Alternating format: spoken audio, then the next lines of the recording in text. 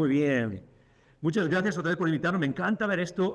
Es una de las cosas favoritas. Me encanta ver estas historias y ver un poco de cómo han ido los años y ya me han contado un poco de cómo han evolucionado las cosas en los últimos 6 años, de hecho un poquito antes.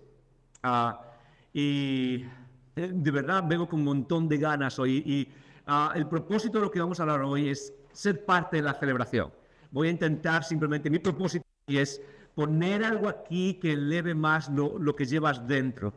¿Qué quiere decir esto? Que si ya sigues a Jesús, si ya sigues a Jesús desde hace mucho tiempo, mi oración esta semana y mientras preparaba todo esto es simplemente que salgas de aquí con ganas de decir un poco más. ¿Sí? No es mi oración solo, es la de Pablo en Filipenses. Cuando Pablo habla y escribe a los Filipenses, dice, hey, lo estás haciendo genial, pero ¿por qué no lo hacéis un poco más y más? ¿Sí? Pues como que Pablo está diciendo, bien, vamos en el buen camino, pero quizás tenemos que aspirar un poco más. Podemos darle una vuelta al volumen un poquito más. Si no has conocido a Jesús aún, si estás aquí, estás haciéndote preguntas o buscando o tratando de entender qué es esto, si esta es tu primera vez en una reunión evangélica y estás pensando, wow, ¿qué es todo esto? Y estas canciones que cantan y cierran los ojos y oran y nunca habéis estado en algo así. Mi oración es que puedas usar esto para aclarar algunas cosas y descubrir lo que los demás aquí hemos descubierto. Y es una vida, quizás no sabes que existe una belleza que es distinta a lo que has escuchado en el resto del mundo, porque parece este lugar. Es como un oasis en el que uno tiene que escuchar aquello que no escucha en otros lugares, ver aquello que no ve en otros lugares. Eso es lo que hace Dios en nuestras vidas. Es como un rayo de luz, ¿sí o no? Y eso es lo que quiero hacer, esa es mi oración hoy. Que salgas de aquí, no tanto a lo mejor con un montón de información, de hecho eso lo tienes ya en la palma de tu mano, se llama teléfono móvil. Ya lo tenemos todo ahí. Pero si podemos hacer algo que es en este momento espiritual, es centrar nuestras vidas y seguir un poco más, quizás ya hemos logrado mucho más de lo que nos podemos imaginar. Porque Dios es un Dios que siempre nos lleva a ese un poco más. Hay siempre un poco más de Dios. Hay siempre un poco más de su espíritu. Hay siempre un poco más de su belleza. Hay siempre un poco más de su luz. Hay siempre un poco más de su paz. Hay siempre un poco más de su amor. Hay siempre un poco más de su verdad. Y si podemos simplemente enfocarnos en decir, Dios, un poco más, creo que hemos hecho todo lo que nos toca a nosotros en esto que se llama vida espiritual. Y eso es lo que quiero hacer hoy. Y el título de la conversación de hoy es un título un poco raro. El título del mensaje de hoy, me vais a escuchar decir conversación muchas veces. El mensaje de hoy. El título del mensaje de hoy es un poco raro, pero creo que va a resumir todo lo que quiero compartir con vosotros para decir, ok, pues quizás un poquito más. Y lo que quiero es que en un ratito lo leamos juntos. Y al principio no va a tener mucho sentido, pero creo que al final, espero, ese es mi propósito, que al final tenga mucho sentido. Al final, cuando terminemos esto después de hora y media, tenga más sentido. Este es el título del mensaje de hoy. El título del mensaje de hoy es Ekaleo, no Ekaqueo. ¿Qué te parece? ¿Te gusta? De verdad que sí. Es interesante, ¿verdad, el tema? ¿A qué te parece interesante? Ekaleo, no Ekaqueo. Y si lo quieres recordar, dile, Ekaleo, pero no me escaqueo. ¿Sí? ¿Cuántos entendéis qué significa escaquearse? Todo el mundo, ¿verdad? Entiende lo que es escaquearse. Sobre todo los chavales que están en el instituto ahora, saben perfectamente lo que es escaquearse, ¿verdad? Ahí está, esos dos. Ahí estamos. Lo sabemos perfectamente. Y eso es lo que quiero hablar hoy. De Ekaleo, pero no Ekaqueo. Vamos a leerlo juntos. Vamos a leer primero la primera palabra solo. 1, 2 y 3. Wow, lo hacéis muy bien. Os voy a pedir que vengáis a mi iglesia y lo hagáis con nosotros, que a veces nos cuesta mucho más en Madrid. Ekaleo. Y ahora quiero que leáis la segunda parte. 1, 2 y 3. Wow, ok. Suena bien, ¿verdad? Eso suena profundo. Eso es como cuando vamos a la universidad, el profesor nos dice algo que no entendemos, es como, ¿qué quieres decir? Ekaleo, no ekaqueo. Ok, me estoy moviendo mucho, yo no sé si eso es un problema para los que estáis... Ok, si no me podéis decir, ok, con toda libertad podéis decir, no te muevas tanto, me suelo mover mucho. Ekaleo, no ekaqueo. Y creo que es el reto, ha sido un reto para mí toda mi vida. Es un reto que sigo constantemente y sé que no estamos entendiendo aún qué significa y qué, pero déjame decirte, es un reto en aquello sobre todo que nos llamamos cristianos y que tiene que ver con todo lo que hemos cantado hasta ahora, ¿sí? Tu fidelidad sigue persiguiéndome y no me callaré. La primera canción que cantamos y luego los vídeos, el primer testimonio, la palabra en el vídeo, ¿verdad? No puedo concebir la iglesia, la vida que será sin la iglesia. Todo esto, estas dos palabras, que por cierto son palabras griegas en el idioma del que se escribió el Nuevo Testamento, esas palabras reflejan exactamente ese mismo sentimiento. Y es algo con lo que todos aquellos que nos llamamos seguidores de Jesús luchamos, y es algo que les invita a aquellos que estáis buscando quizás, y que aún estáis como preguntando, ok, no sé de qué va todo esto. Pero eso es de lo que quiero hablar hoy. Y para empezar tengo una pregunta sencilla, ¿ok? ayúdame un segundo. ¿Cuántos habéis dicho en alto, ok, o puesto, por ejemplo, en las redes sociales alguna vez? Por ejemplo, voy a poner así, me encanta la paella. ¿Cuánto lo habéis dicho? ¿Alguna vez alguien? Levanta la mano si lo has hecho alguna vez. Ok, nunca lo has puesto en las redes sociales, me encanta la paella. Una paella, ¿verdad que sí? Ok, gracias. Yo sé que lo has hecho por no dejarme quedar mal aquí. Porque sabes lo que es hablar, ¿verdad? Y es como, ok, yo sé que cuando tienes la ilustración y nadie reacciona, es como que estás ahí como, ¿y ahora qué hago con esto? Ok, ¿cuántos habéis dicho me encanta mi teléfono móvil? Ok, algunos por aquí, ok, perfecto, ok. Allí, ¿ves? Eso es, me encanta mi teléfono móvil, ¿sí? ¿Cuántos habéis dicho alguna vez, no sé, los que conducís coche, tenéis coche, me encanta mi coche? ¿Lo habéis dicho? Sí, alguna vez, ¿verdad? Me encanta mi coche. Alguna vez, sobre todo los que tenéis un buen coche, los que tenéis un buen coche. Yo tengo mis dos coches están en el taller ahora. Así que no tengo. A mí me encanta el transporte público. No es cierto eso, no es nada cierto eso. Pero alguna vez, por ejemplo, habéis dicho en cuanto a, no sé, ropa, los tenis nuevos, y habéis dicho, hey, me encantan mis tenis nuevos. ¿Alguna vez lo has dicho? Aquí, ¿verdad? Eso es, alguna vez. Sobre todo los más jóvenes, ¿verdad? ¿Alguna vez habéis ido de vacaciones a algún sitio?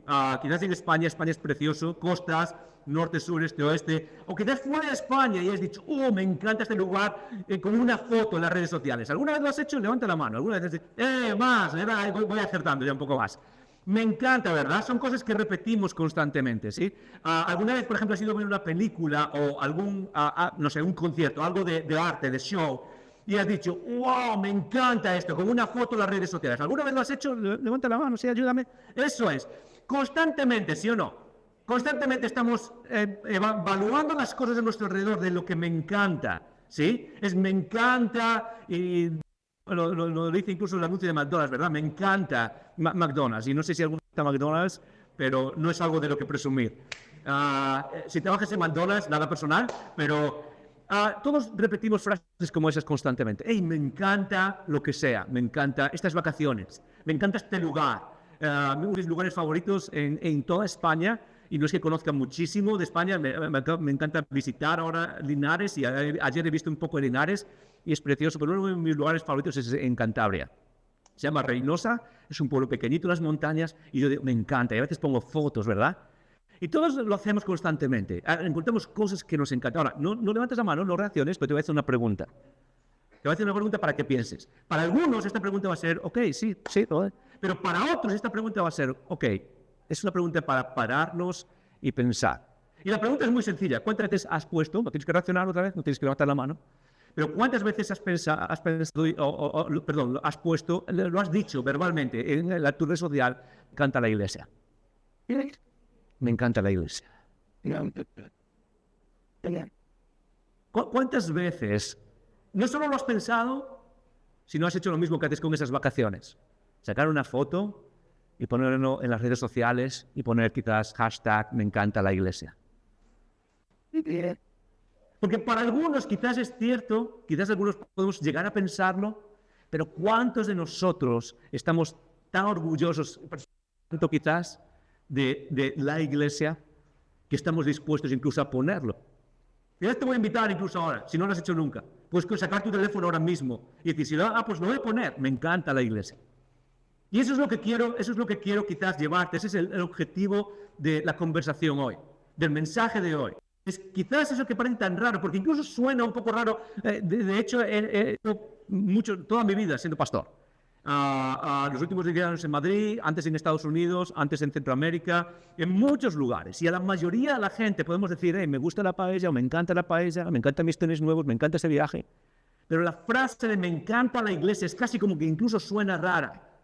Cuando para aquellos que seguimos a Jesús debería ser una de esas frases que es parte del centro de nuestra vida. Es parte de quienes somos. Es parte de nuestra identidad.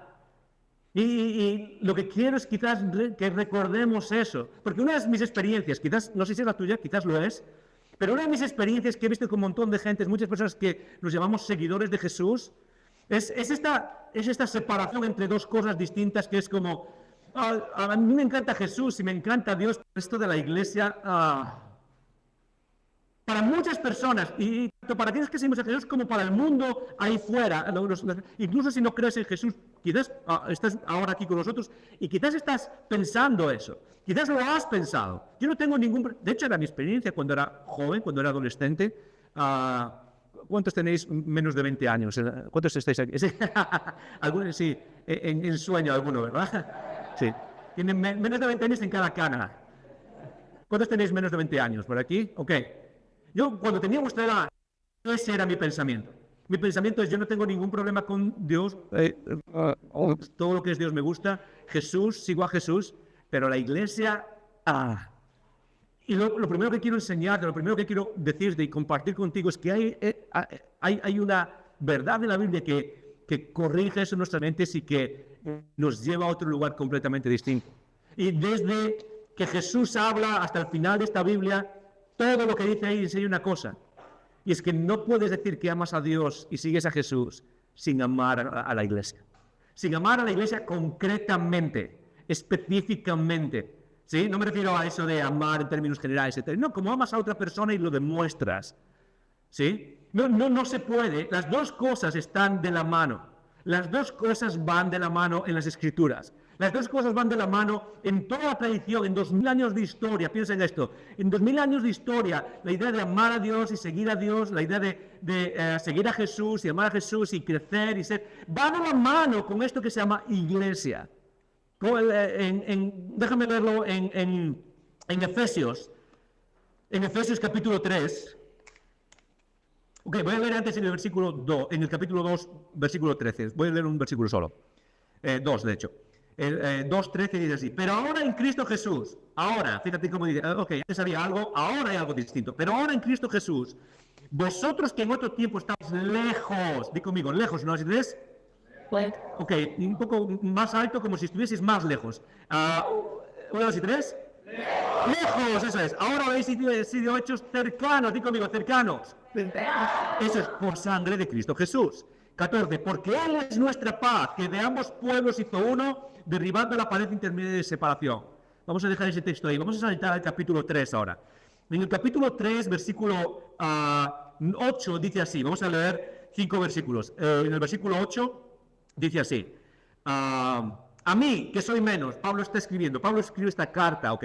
Y dice, a mí que soy menos que el más pequeño de todos los santos, me fue dada esta gracia de anunciar entre los gentiles el evangelio de las inescrutables riquezas de Cristo y declarar a todos cuál sea la dispensación del misterio escondido desde los siglos en Dios, que creó todas las cosas, versículo 10, para que la multiforme sabiduría de Dios sea ahora dada a conocer por medio de la Iglesia, principados y potestades en los lugares celestiales, conforme al propósito eterno que hizo en Cristo Jesús, Señor nuestro, en quien tenemos seguridad y acceso con confianza por medio de la fe en Él, versículo 13, por lo cual pido que no desmayéis a causa de mis tribulaciones por vosotros, las cuales son vuestra gloria.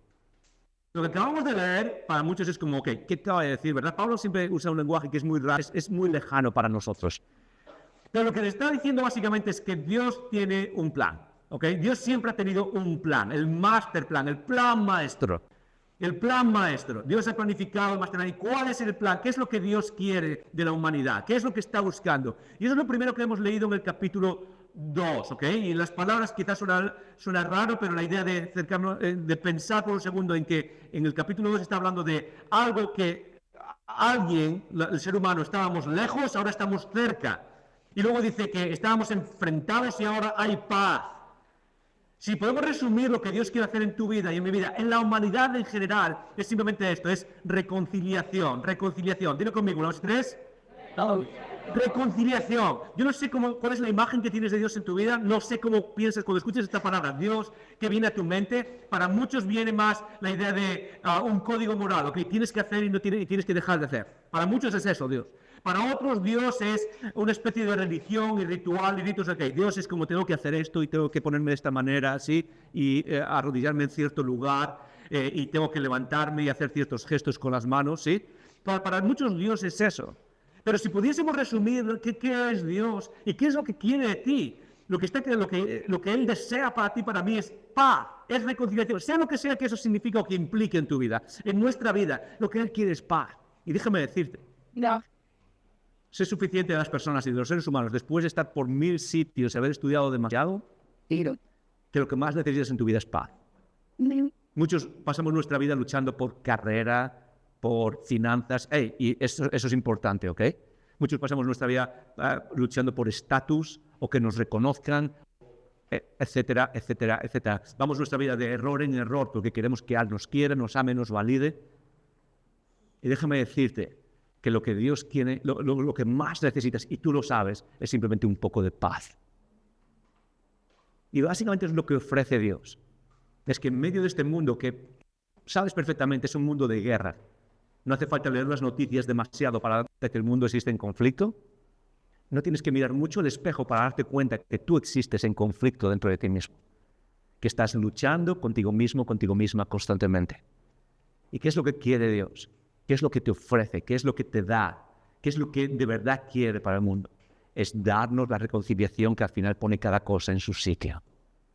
Yo no sé tú, pero eso es lo único que de verdad quiero. Para muchos de nosotros pasamos nuestras vidas, nos desgastamos corriendo detrás del aire, como dice Eclesiastés, ¿sí o no? Corriendo detrás de cosas que no valen, que no se mantienen, corriendo detrás de cosas que son como el aire que no podemos ni agarrar, que sí, un poco más de esto, un poco más de aquello. Y todo eso viene ¿por qué? Dice Santiago. ¿Por qué vivimos corriendo detrás del aire? Y dice, porque no tenéis paz, dice Santiago. El hermano de Jesús que escribió el libro de Santiago, él dice, ¿por qué?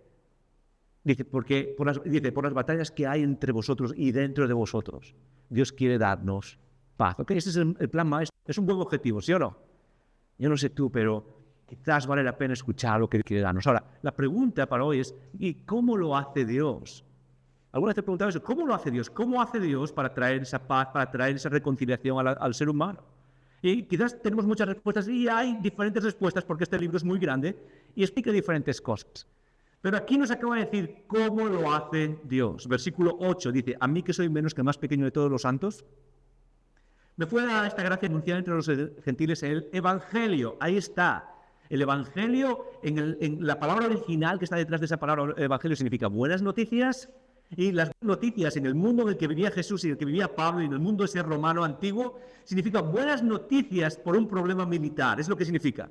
Es decir, había un problema militar, de repente ganamos la batalla y viene alguien dando las buenas noticias, porque en aquel tiempo las noticias no venían por WhatsApp. Venía por alguien que venía, ¡hey, tengo buenas noticias! Hemos ganado y todo el mundo hacía, ok, wow, se acabaron los problemas. Eso es lo que se nos anuncia en Cristo. ¡Hey, se acabó! Ahora hay paz. Y Pablo dice, perfecto, tenemos eso. ¿Cómo lo hace Dios? Dice, y de aclarar a todos cuál será la dispensación del misterio. Un misterio, algo que no se conocía bien, pero que ahora, de repente en Jesús ya es distinto. Y se conoce bien, escondido desde los siglos en Dios. Dice, y ahora el versículo 10 es donde quiero quedarme. Para que la multiforme sabiduría de Dios sea dar ahora a conocer por medio de la iglesia. Y ahí está la palabra que es parte del plan maestro de lo que Dios está haciendo en este mundo. Dios quiere dar a conocer este mensaje, Dios quiere que vivamos en este mensaje, Dios quiere transformar nuestras vidas de acuerdo a este mensaje, no quiere que tengamos más información, Él quiere que tengamos más transformación, que nuestra vida no sea igual que ayer, que encontremos esa paz sobrenatural que pasa todo entendimiento, que encontremos esa reconciliación que nos hace sentirnos como en casa, que hemos llegado, ya podemos tirar las armas, podemos dejar de luchar, no necesitamos seguir persiguiendo el aire más, podemos descansar. ¿Cómo lo hace Dios? Y ahí dice, ok, Dios lo hace a través de algo, tiene un medio. Dios está aquí, el ser humano está aquí, y en el medio hay algo que Dios usa para traer eso, y eso se llamará iglesia, la iglesia. La iglesia. Di conmigo esa palabra, iglesia. Iglesia. Dios utiliza la iglesia. Ahora, hay un problema con esa palabra. Han pasado 2000 años desde que Pablo escribió esto, ¿verdad? Y esa palabra es una palabra que es quizás complicada, es difícil para muchos. Para muchos tiene connotaciones positivas, para la mayoría tiene connotaciones negativas. Connotaciones significa que despierta imágenes negativas en nuestra cabeza. Para muchos, para la mayoría, la idea de iglesia es como, ok, está bien, ¿no? Pero tenemos nuestras malas experiencias en la iglesia. ¿Tenemos que terminar? Para muchos tenemos malas experiencias en la iglesia, ¿sí?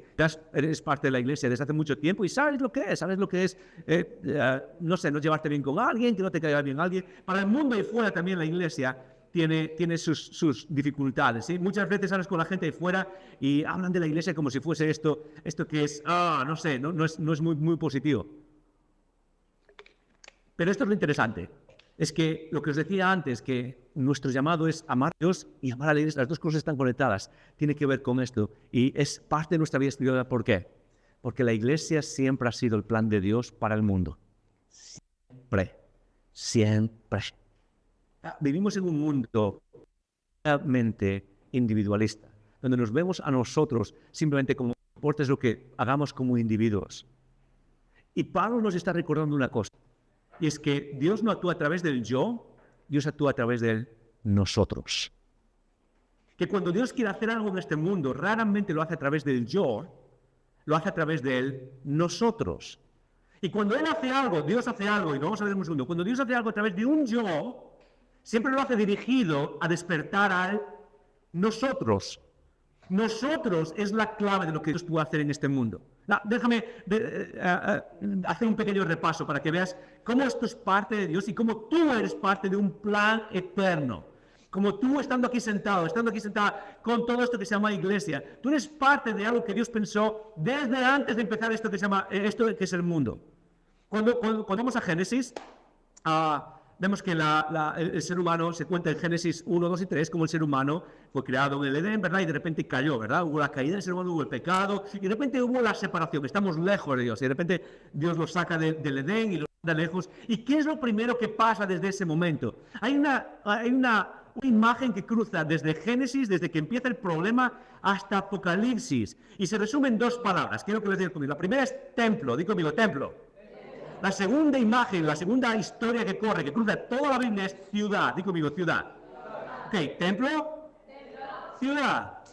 Exacto, eso es lo que corre todo el tiempo. De hecho, cuando Dios saca a Adán y Eva, esa es la historia en Génesis, ¿verdad? Saca a Adán y Eva de el Edén y dice, ok, ahora vivimos lejos y vas a pagar el precio del pecado. Eso es lo que hay, es el precio del pecado. ¿Qué es lo primero que hace el ser humano? Lo primero que hace el ser humano es construir ciudades.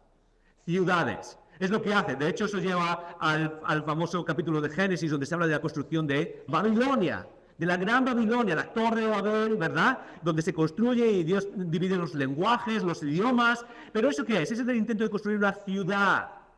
De repente el ser humano trata de construir ciudades, y esas ciudades lo que reflejan es todo lo que está lejos de Dios. ¿Cómo combate Dios eso? ¿Cómo llama Dios a la gente que está lejos haciendo sus ciudades por ahí y creando culturas que se separan más de Él? ¿Lo hace de un individuo? No. Lo que hace de repente es crear una ciudad alternativa, otro tipo de ciudad. A esa ciudad en el Antiguo Testamento se le llama Israel y Jerusalén. Algunos no sé si te has preguntado alguna vez, okay, ¿por qué Dios creó una ciudad? ¿Por qué se habla tanto de Jerusalén y de Israel en el Antiguo Testamento? Es porque es la ciudad alternativa. Es la alternativa divina a lo que el ser humano está haciendo en otros lugares. Eso es ciudad. Y de repente ciudad tiene en medio de esa ciudad un templo donde Dios se hace presente de manera específica. Dios está presente en todos los sitios, Dios está presente en todos los lugares, pero Él pone la presencia en un lugar específico. ¿Por qué? Porque Él quiere que le encontremos. Y si está en todos los lugares, ¿sabe cómo somos los seres humanos, verdad? No lo encontramos ni con GPS. Pero ¿qué es lo que hace? Él pone su presencia en un sitio, ¿para qué? Para que le encontremos. Pero todo lo hace a través de una ciudad y del templo. Y de repente esa imagen pasa del Nuevo Testamento a Jesús, ¿verdad? Viene Jesús y las cosas cambian. La forma de relacionarnos con Dios es distinta. Esto es lo que se llama el nuevo pacto. Eso es lo que enseñó Jesús, que había un nuevo pacto. Y el nuevo pacto es una nueva forma de relacionarse entre Dios y los seres humanos.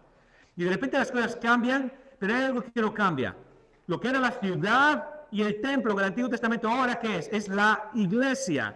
De hecho, a la iglesia en el Nuevo Testamento se la conoce como ¿qué? Como el pueblo de Dios. Primera de Pedro, vosotros sois ¿qué? Sacerdocio real, nación escogida. Dice, sois un pueblo escogido.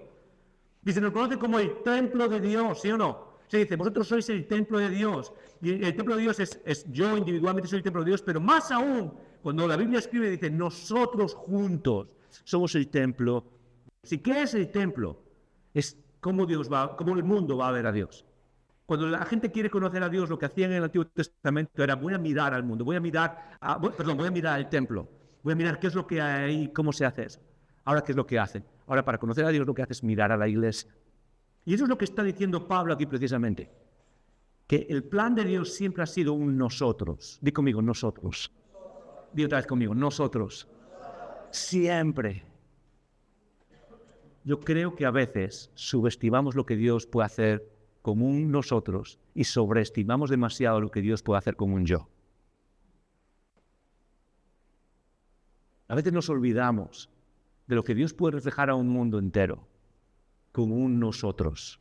Un nosotros que no tiene que ser grande, no tiene que tener recursos, no tiene que ser increíblemente potente. Siempre tiene que ser un nosotros que diga, Señor, yo creo que tú eres el Dios de lo imposible. Quizás para ti puedes decir, ok, de verdad la iglesia puede hacer cosas increíbles. De verdad un nosotros, de verdad el mundo puede ver algo a través de un nosotros que decide estar junto y que decide unificarse y poner todo lo que tiene y decir, Señor, tú puedes hacer algo con nosotros, más de lo que tú jamás puedes hacer con un yo. Y la respuesta es que no hay que inventárselo, no hay que pensarlo, no hay que decir, ok, no hay que imaginárselo. Es porque Dios ya lo ha hecho a través de la historia. Déjame darte 5 ejemplos súper rápido. 5 ejemplos, ¿ok? Te lo voy a contar. Yo sé que estamos llegando al mediodía, algunos ya estamos pensando en vida, pero déjame contarte 5 ejemplos de cómo Dios transformó el mundo. Porque el mundo en el que vivimos hoy en día, el mundo que te gusta hoy en día, el mundo de las libertades, el mundo el mundo europeo, en el que tiene muchos errores y muchos fallos, pero tiene muchas cosas que nos gustan, es mundo de la herencia cristiana, de ese nosotros que transformó el mundo. Los primeros años de la iglesia, te voy a contar súper rápido 5 cosas. ¿Cómo transformó la iglesia el mundo al principio? Un puñado de personas que sale de este lugar, de Israel, de esa zona en Medio Oriente, y de repente entra en esta potencia mundial que se llama Imperio Romano. Una potencia mundial que no se anda con miramientos. Si no le gustas, te aplasta. Y como un grupito de personas, un grupo de personas, logró transformar todo el imperio, todo el mundo alrededor. Y lo hizo diferentes cosas, pero hizo cosas increíbles que a muchos de nosotros nos volaría la cabeza si siquiera pensásemos en que eso es posible incluso entre nosotros hoy en día. Por ejemplo, al principio de la iglesia, muchos pensamos que, es que la iglesia transformó el mundo por medio de sus grandes ideas, ¿verdad? O por medio de sus grandes argumentos. A nosotros nos gusta argumentar muchas veces, ok, te voy a explicar cómo se hacen las cosas. Y muchas veces pensamos que eso fue como la iglesia transformó el mundo. Y no es así, la iglesia no transformó el mundo por eso. Te voy a poner un ejemplo. La iglesia transformó el mundo por el sacrificio que tuvo juntos hacia el mundo en el que estaba y el mundo que la odiaba. Di conmigo, plaga antonina. Di conmigo, plaga antonina. Suena raro, ¿verdad? Pero no lo vas a olvidar. Plaga antonina. En el año 116, poquito después de Jesús, un poquito después de Jesús, se produjo lo que muchos consideran la primera plaga de la era moderna. Y para nosotros la idea de plaga está fresquita en nuestra mente, ¿verdad? Algo así como un COVID en esteroides. Básicamente fue un COVID, pero que arrasó el mundo romano en aquel tiempo. De hecho, fue una plaga tan fuerte que en 15 años acabó con el 10% de la población romana. Se dice que morían más de 2.000 personas al día. Imagínate eso, que en solo unos años el 10% de la población en España más o menos hoy son 5 millones de personas. Que en solo unos años una plaga acabe con 5 millones de personas y acabe con todo lo que está pasando, que implica eso económicamente. Muchos de nosotros lo hemos sufrido en el COVID, ¿verdad? Eso pasó poquito después de Jesús en todo el Imperio Romano. ¿Y cuál fue la respuesta natural del mundo? La respuesta natural del mundo fue irse de las ciudades para protegerse, ¿verdad? Fue la forma de practicar la separación, ¿verdad? Que practicamos de estar a 2 metros. Pues ellos lo tomaron y dijeron, ok, yo me voy a otro lugar, no me quedo en las ciudades. Y a la gente que sufría y que estaba muriendo, literalmente las tiraban en la calle. Si tú tenías la plaga y tu familia se enteraba, ¿qué es lo que hacían? A la calle. Pero hubo un grupo de personas que decidió que eso no era válido, que iban a actuar de otra manera en un mundo así. Y los cristianos en aquel momento decidieron servir al mundo a riesgo de su propia vida. Lo que hicieron fue recibir a esas personas en sus propias casas, recibir a esas personas y cuidarlas y practicar lo que hoy se conoce como un cuidado básico de enfermería. No había doctores, no había grandes medicinas, pero básicamente cuidar de esas personas con fiebre, y se dice que de todo lo que pudo haber pasado, gracias a ese cuidado, las estimaciones históricas dicen que redujeron los efectos de la plaga en 2/3. Simplemente por practicar algo que se dice aquí, algo muy sencillo. ¿Sabes cuál es la palabra? Hospitalidad. Hospitalidad. Por practicar la hospitalidad juntos, como iglesia, transformaron el mundo. Y el mundo notó eso. De hecho, ese fue el principio del segundo paso, de la segunda gran revolución. Hubo una gran revolución, sobre todo a finales del tercer siglo. ¿Sabes cuál fue esa? Es la creación de los hospitales. Yo no sé si alguna vez has pensado, ¿de dónde vienen los hospitales? ¿De dónde vienen los hospitales que hoy disfrutamos hoy en día? Tienes una enfermedad y ¿a dónde vas? Ok, me voy al hospital y entro y si es algo serio, ¿qué hago? Me quedo ahí, ¿verdad? Y me cuidan hasta que me cure y luego me voy a casa. Yo no sé si has pensado alguna vez de dónde viene eso. La historia lo que muestra es que en los hospitales modernos, no la medicina, ¿ok? No estoy hablando de cuidar con hierbas o hacer por ahí, pero el concepto de hospital moderno es un producto cristiano. ¿Y viene de qué? De la hospitalidad. En el mundo antiguo, cuando querías cuidar de alguien, había dos opciones. La primera es que si eras pobre y no tenías dinero, venías, visitabas a un médico y él te ibas a tu casa. Nunca se quedaba contigo. Si tenías dinero, el médico te visitaba. Nunca venías tú a él. El médico iba a tu casa y te cuidaba. Pero no había ningún lugar en el que alguien te recibiese, te pusiese en una cama, cuidase de ti y te dijese, no te preocupes, yo me voy a ocupar de ti hasta que te pongas bien. Y de repente los cristianos empezaron a desarrollar el concepto de hospital moderno. Y déjame decirte, revolucionó el mundo, ¿sí o no? Años más tarde, no revolucionaron el mundo solo con servir a los demás, los cristianos revolucionaron el mundo, la iglesia en general, no uno o dos, la iglesia en general revolucionó el mundo en términos de ciencia y academia. Porque las primeras universidades europeas, las primeras universidades fueron formadas por cristianos. Y no sé si alguna vez he pensado, muchas veces la gente piensa, sí, hay una oposición entre ciencia y fe, ¿verdad? Muchas veces la gente piensa, no, es que están opuestas. Yo no sé si alguna vez he pensado dónde nació el método científico. El método científico nació en Europa. Y todos los historiadores dicen, y no es casualidad. Porque en el centro del cristianismo había los principios fundamentales para desarrollar el método científico. Por eso las universidades nacieron en Europa. Universidades como, por ejemplo, ¿cuál es la universidad más antigua de España? La Universidad de Salamanca. En el año 1216 se crea la Universidad de Salamanca. Se crea la Universidad de Salamanca, la Universidad de París, la Universidad de Oxford, la Universidad de Turín. Y todas estas universidades empezaron como centros ¿para qué? Para estudiar el mundo y estudiar. En aquel momento. Y no solo eso, ¿quieres más revoluciones? A lo largo de toda la historia, la Iglesia creó arte que no tiene precedente. Arquitectura, edificios. ¿Sabes cuál es el cuadro más caro de la historia? ¿Alguna vez has pensado cuál es el cuadro pintado más caro de la historia? El cuadro más caro de la historia lo pintó Leonardo da Vinci en el año 1500. Y se llama Salvator Mundi. Y es un retrato de Jesús. Inventado, obviamente. Él no sabía, pero es un retrato de Jesús. Y se vendió en el año 2017, se vendió por más de 400 millones de euros. Fuimos la Iglesia, fuimos pioneros en cuidar de los demás. Fuimos pioneros en desarrollar la academia de las ciencias y el conocimiento. Fuimos grandes maestros de crear arte que el mundo no puede concebir. Y sabes, cuando pienso en eso, me pregunto, ¿dónde nos hemos quedado? ¿Sabes por qué soy pastor? Soy pastor de una iglesia, porque yo creo que Dios aún puede hacer eso. Soy pastor de una iglesia porque no solo creo en Jesús y no solo creo en Dios, me encanta la iglesia y creo que Dios puede hacer cosas tan increíbles como esas a través de ¿qué? De la iglesia. Ciencia, servicio, autosacrificio, arte, hospitales. Habla de la multiforme sabiduría de Dios, ¿sí o no? Diferentes formas. Dios está comunicando quién es. Y sabes, soy pastor porque me encanta no solo Dios, no solo Jesús, me encanta la iglesia y lo que puede hacer en nuestras vidas. Pero eso no es fácil, ¿verdad? No es fácil. Y sabes, Pablo lo sabe. Pablo sabe que no es fácil. Sabe que estás aquí sentado, estás sentada y a veces tienes ganas de tirar la toalla. A veces te preguntas si de verdad 60, 70 personas pueden hacer una diferencia. A veces te preguntas si lo que hacemos domingo tras domingo aquí como iglesia y en el resto de España vale la pena. Te preguntas si algún día, no sé, la gente va a tener una idea distinta de la iglesia. Y sabes, él lo sabe.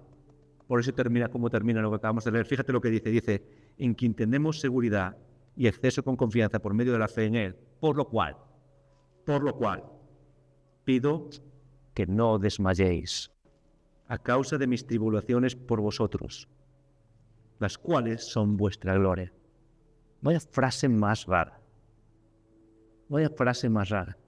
Dice, ok, ¿habéis escuchado lo que Dios hace a través de la iglesia? Sí, a través de lo que somos, sí, lo que Él puede hacer. Sí, a veces es difícil. A veces el sufrimiento llega y quieres tirar la toalla. Quieres decir, ya no sé si puedo más. Ya no sé si vale la pena seguir invirtiendo en la iglesia. Ya no sé si vale la pena seguir sirviendo. Ya no sé si vale la pena seguir viniendo y siendo parte y construyendo y moviendo y llamando y reuniéndose y celebrando y cantando y yendo a los eventos o invitando a las personas. Ya no sé si vale la pena todo eso. Ya no sé si Dios está actuando a través de todo eso. ¿Y sabes cuál es el mensaje de Pablo para nosotros? Es, por lo cual te pido, si entiendes un poco lo que Dios está haciendo a través de la iglesia, no te fatigues, no desmayes. No desmayes. La palabra desmayes significa literalmente, significa literalmente la idea de volver algo inútil. Yo sé que va a sonar duro esto, ¿okay? Volver algo inútil. Algo que era precioso, algo que tenía mucho valor, de repente deja de tener valor y ya no vale y ya hay que ponerlo a un lado. Y Pablo está diciendo, si tú sabes lo que Dios está haciendo, no dejes de hacer, de participar en ese master plan eterno que Dios tiene para ti. Y es interesante, porque dice, no desmayéis a causa de mi sufrimiento, que para vosotros son vuestra gloria. Cuando tú sabes lo que Dios está haciendo, el potencial y lo eterno que Dios está haciendo a través de esto que se llama iglesia, lo que parece sufrimiento es gloria. Cuando tú puedes percibir lo que Dios hace en este mundo, lo que Dios hace en un lugar como Linares, a través de un grupo de personas que se llama iglesia aquí en Linares, a través de cada persona, cuando ves lo que Dios está haciendo, todo lo que hacemos que parece sufrimiento, la inversión que hacemos, el darnos y el seguir, Dios, un poco más de esto, todo eso de repente se vuelve gloria, se vuelve algo de lo que presumir. Se vuelve algo de lo que estar orgulloso. Y al final, déjame decirte, eso es lo que da propósito a nuestras vidas. Eso es lo que da propósito a nuestras vidas. Iglesia, Dios hace algo a través de el nosotros. Dios hace cosas increíbles a través de la iglesia que se rinde y que no desmaya y no se rinde. Eso es lo que significa eso.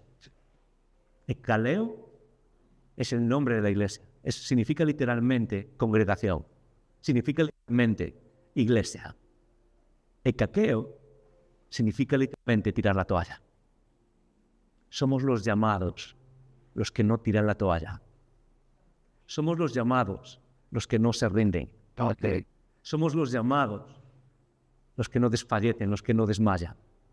Somos los llamados, los que han visto alguna vez el potencial de lo que Dios puede hacer a través de nosotros.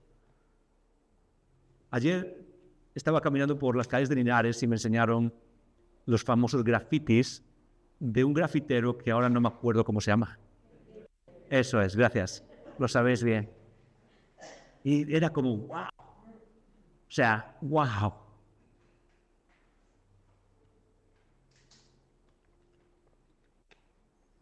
¿Cuándo hemos dejado de pensar que la iglesia puede hacer algo así? ¿Cuándo hemos dejado de pensar que un grupo de personas como los que estamos aquí puede impactar una ciudad como Linares de tal manera que el mundo quiera venir? Dios hace cosas increíbles a través de la iglesia. No tires la toalla. Por Linares, no tires la toalla. Hoy celebráis 6 años de ser iglesia. Y déjame decirte, cuando celebras 6 años de ser iglesia, no miras atrás a los próximos 6 años. Termino con esto. Quería terminar el mensaje de hoy diciéndonos lo mismo que le dije a la iglesia que pastoreo en Madrid cuando cumplimos 10 años el pasado octubre. Esto fue lo que Dios puso en mi vida, esto fue lo que Dios puso en mi mente. Muchas veces queremos cumplir años, ¿verdad? Los niños sobre todo, pero cuando cumples años crees que ganas, que crees que puedes hacer lo que quieres, ¿sí o no? ¿Te acuerdas cuando tenías, no sé, 12 años y dices, estoy deseando tener 25 para hacer lo que me dé la gana? ¿Sí o no? ¿Verdad? Es como que ganas derechos, ¿verdad? Ahora puedo hacer lo que me dé la gana. Cuando creces te das cuenta de otra cosa. Y es que cuando cumples años, realmente no ganas derechos, los pierdes. Realmente pierdes derechos cuando ganas. Por ejemplo, os doy un ejemplo. Mi hija de 2 años puede, espero que no suene muy fuerte esto, ¿ok? Puede eructar en público, ¿sí? Y todo el mundo va a decir, ¡oh, qué bonita! Ah, claro que sí, mi niña, ¿sí? O puede cargar sus pañales y decir, ¡oh, qué bonita mi niña de 2 años! Ahora imaginaros que yo hago eso con 42 años aquí. Creo que he perdido el derecho de hacer eso en público, ¿sí o no? Cuando cumples años y ves lo que Dios ha hecho en los 6 años pasados, dejadme decir una cosa, es una celebración, pero pierdes un derecho. Pierdes el derecho a dudar de que Dios puede hacer lo imposible. Pierdes el derecho a dudar de que Dios puede hacer cosas increíbles por Linares. Cuando ves el vídeo que acabamos de ver y ves todo lo que Dios ha hecho en 6 años, Él ahora mira hacia adelante y nos dice, lo siento, iglesia, pero has perdido el derecho de dudar de que yo puedo llevarte a donde no te puedes imaginar. Terminamos orando. Señor, gracias por tu palabra, gracias por la iglesia, gracias por esta comunidad.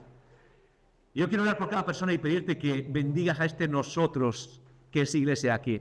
Yo quiero pedirte que tú bendigas a cada persona aquí y que sigas moviendo a C29 en Linares a ser tu luz en esta ciudad. No a jugar a la religión, Señor, sino a ser parte de tu misión, a ser parte de tu belleza en esta ciudad. Yo quiero pedirte que sigas moviendo tu espíritu y potenciándoles para hacer lo que solo tú puedes hacer, Señor, y sorprender solo como tú puedes sorprender. Que sigan amando a esta ciudad, que sigan sirviendo a esta ciudad, Señor. Que sigan invirtiendo en esta ciudad. Que sigan creyendo que tú aún amas a las personas lo suficiente como para ir ahí fuera. Que sigan creyendo, Señor, que aún tú puedes hacerlo, salvar a las personas, amar, restaurar familias, restaurar vidas, reconciliar y dar paz a personas, Señor. Que tú sigas buscando y dando una vida, Señor, ahí fuera. Y para todo eso, tú estás usando a cada persona en estas sillas. Gracias, Señor, en el nombre de Jesús. Amén.